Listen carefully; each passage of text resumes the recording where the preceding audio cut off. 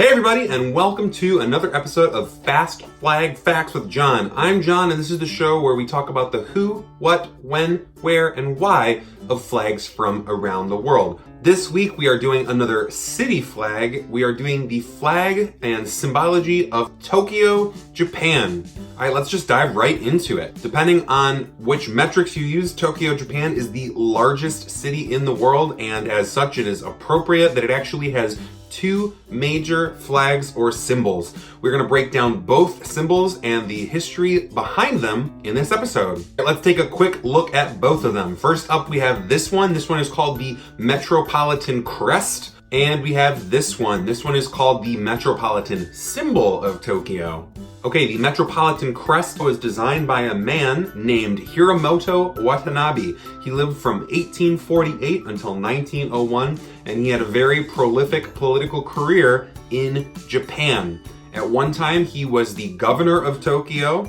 When he designed this flag, he was the alderman of Tokyo. I don't know exactly what an alderman does, but it sounds pretty important. He was a very internationally minded individual studying Chinese and Dutch at the University of Keio. Later on in his life, he eventually became Japan's ambassador to the nation of Austria. And then we have the Metropolitan Symbol. This was designed by a man named Rei Yoshimura, and I could not find any information on him whatsoever other than the fact that he was a graphic designer and that his symbol was picked out of 20 candidates.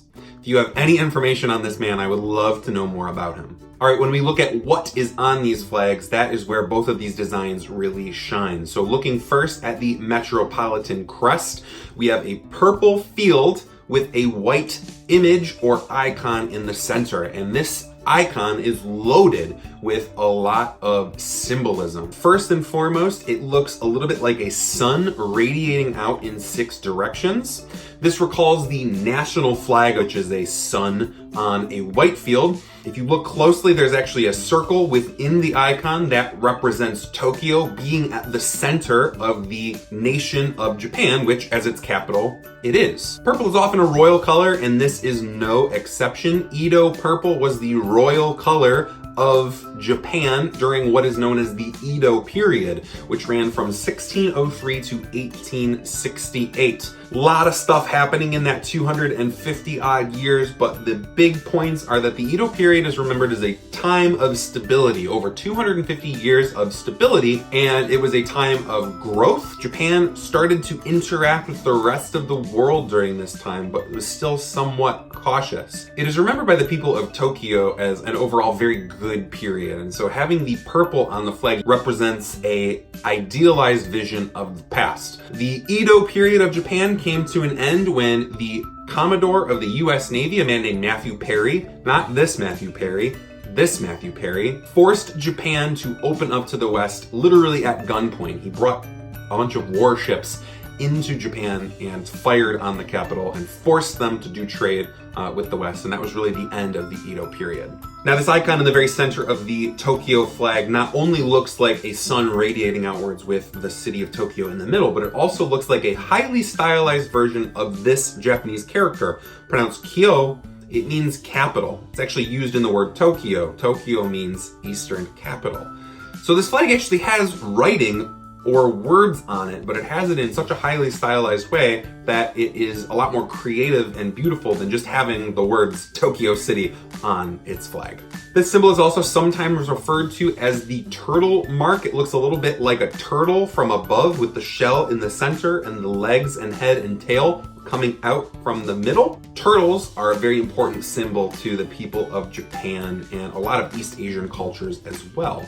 All right, if we flip over to the other flag, we have a white field with the green logo or green icon in the center. The green symbol is supposed to be a highly stylized version of the letter T, which represents Tokyo, and a lot of people also say that it looks like a ginkgo leaf. Now, what's interesting is that the official response from Tokyo is that this is not supposed to be a ginkgo leaf, but it's definitely a ginkgo leaf. Look at a ginkgo leaf. It's definitely that. And this also works because the ginkgo tree is the official tree of the city of Tokyo, and it symbolizes concepts such as growth. The ginkgo tree can actually grow to 30 meters or about 150 feet tall. Alright, so let's test how easy these flags are to draw. Remember, that is rule number 1 of flag aesthetics. Let's start with the purple flag. Here we go.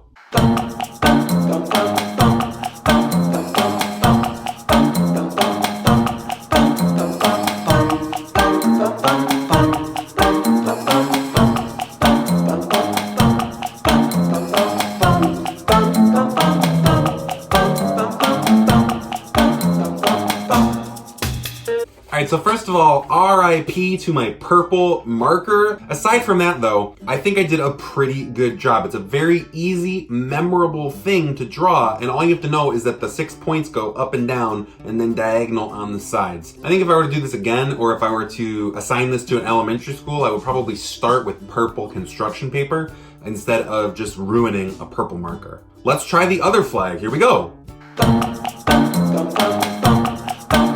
Alright, this one is a lot simpler and a lot easier on my marker. I think that my shape is a little bit off here, but if you just remember to make it look kind of like a leaf, then you are off to a pretty good start. I would say both of these are very easy to remember and very easy to draw. Okay, if we look at when these images first started being used to represent the city, this symbol is significantly older. It was first unveiled in December of 1889, making it over 130 years old. It was first placed on a purple flag in 1964.